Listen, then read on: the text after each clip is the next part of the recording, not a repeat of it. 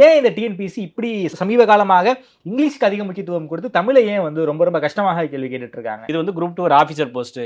இதுக்கு Tamil medium students eligible கிடையாது. அவன் ஊர்லேருந்து வருவான், கிராமத்துலேருந்து வருவான், அவனுக்கு இங்கிலீஷ் தெரியாது, அவன் இங்கே வந்து என்ன பண்ண போகிறான், அவனை குரூப் 4ஓட நிப்பாட்டு. குரூப் 4க்கு தமிழ் மட்டும் தான் உண்டு, அவன் படிக்கட்டும், பாஸ் பண்ணட்டும். குரூப் 2க்கு தமிழ் இல்லைன்னு சொன்னால் தமிழ் ஆர்வலர்கள் கொந்தளிச்சிருவாங்க. தமிழ்நாட்டிலேருந்து தமிழ் இல்லைன்னு நீ எப்படி சொல்ல முடியும்? தமிழ் வச்சுக்கிறோம், ஆனால் கொஸ்டின் டஃபாக கேட்டுருவான், எப்படி வரான்னு பார்ப்போம். இது வந்து ஒரு மனநிலை அவங்களுக்கு இருந்திருக்கு. ஓகே, இதன் காரணமாக தான் ஸோ குரூப் 2 ஏன்னா என்ன மாதிரியான போஸ்ட்டுகள் சார், என்ன மாதிரியான போஸ்ட் உள்ள வரும்? உங்களுக்கு அசிஸ்டன்ட் போஸ்ட், இல்லை டிபார்ட்மெண்ட் அசிஸ்டன்ட் போஸ்ட் இருக்கும், ஆர்ஐ போஸ்ட் இருக்கும், ரெவன்யூ இன்ஸ்பெக்டர். ஸோ இன்ஸ்பெக்டர் அவர் வரக்கூடாது. நீங்கள் வந்து ஒரு ஜூனியர் ஸ்டூடெண்டாக அவன் போகட்டும். ரெவன்யூ டிபார்ட்மெண்ட்டில் ஜூனியர் ஸ்டூடெண்ட் வேலைக்கு தான் தமிழ் மீடியம் லாய்க்கு.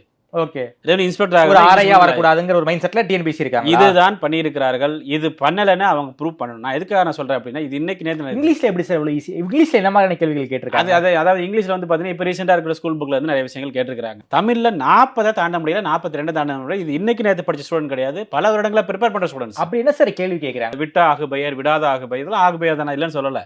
அதெல்லாம் வந்து 2006 2007 காலகட்டத்தில் இருந்த தமிழ் புத்தகங்களில் 11ஆம் வகுப்பு 12ஆம் வகுப்பு சிறப்பு தமிழ் இருக்கும். அதில் இருந்த விஷயங்கள். அப்போ 2006 2007 இங்கிலீஷ் சிறப்பு புத்தகம் இருக்கும்ல, அன்னைக்கு அந்த புக்கில் இருந்து இந்த கேள்வி கேட்டுக்க வேண்டியது இங்கிலீஷ் ஸ்டூடெண்ட்ஸுக்கு. அப்போது உங்களுக்கு ரொம்ப டஃபாக செட் பண்ணு, யார் சொல்கிறாங்கன்னு தெரியல.